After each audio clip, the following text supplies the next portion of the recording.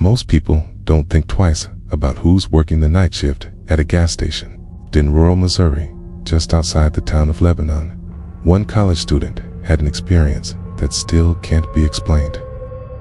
His name was Eric, 21 years old, just another broke junior trying to scrape together enough money for books, rent, and late-night fast food.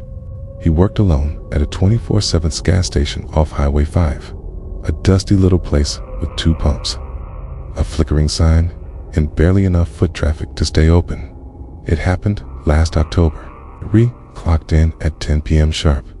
The station was quiet as usual. It's just him, a thermos of black coffee, and a couple of moths batting against the glass outside.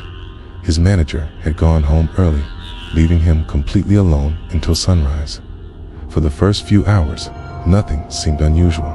As a few local truckers passed through, bought snacks, filled up, and left. Eric spent the downtime scrolling his phone and playing music under the counter. But at exactly 12:45 a.m., something shifted. He got that feeling, that crawling sensation on the back of your neck, like someone's watching you, even when you know no one's there. He stood up, stretched, and glanced out the window. The highway was still and empty. The parking lot looked exactly as it had for the past 3 hours. Then, the register beeped, the sound it makes when someone walks through the front door. But the door hadn't moved. The glass was fogged from the cold, undisturbed. No one had come in. Eric stepped outside, confused. The air was thick and silent.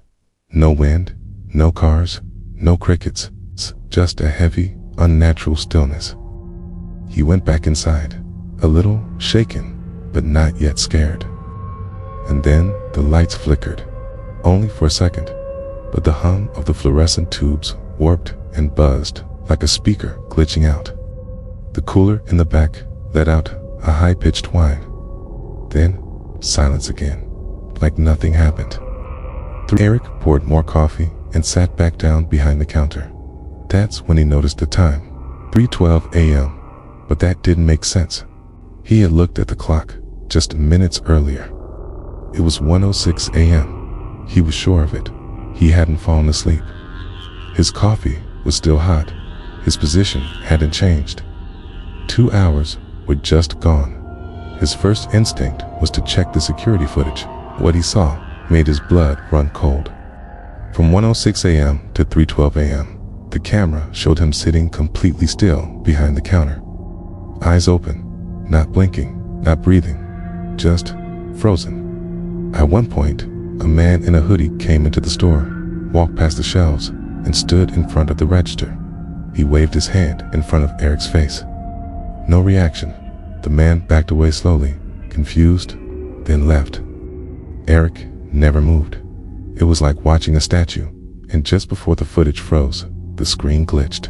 At exactly 1 hour, 6 minutes, and 44 seconds a.m., there was a frame of static, jagged lines, and warped audio.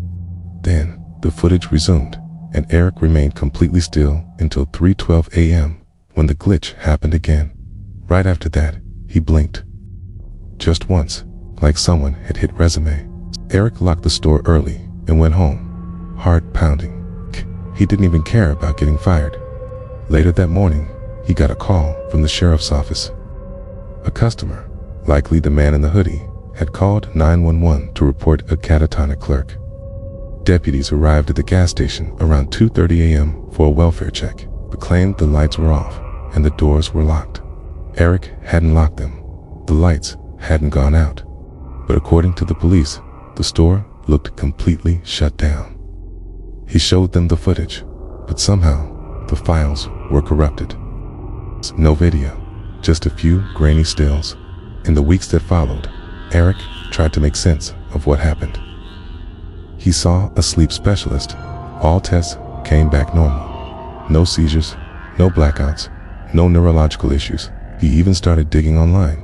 He found a Reddit thread, missing time events, dozens of stories, people from across the country describing similar experiences, static distortions, lost time, frozen footage, blank memories.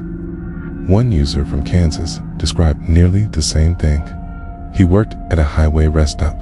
Said he lost 3 hours, and the camera showed him just staring ahead, unblinking. But there was one detail Eric hadn't considered until then. A low, humming sound. Like a deep vibration, just on the edge of hearing. Now that someone mentioned it, he remembered it too. That high-pitched whine from the back cooler? Maybe it wasn't a machine at all. Maybe it was the signal. Eric quit the job.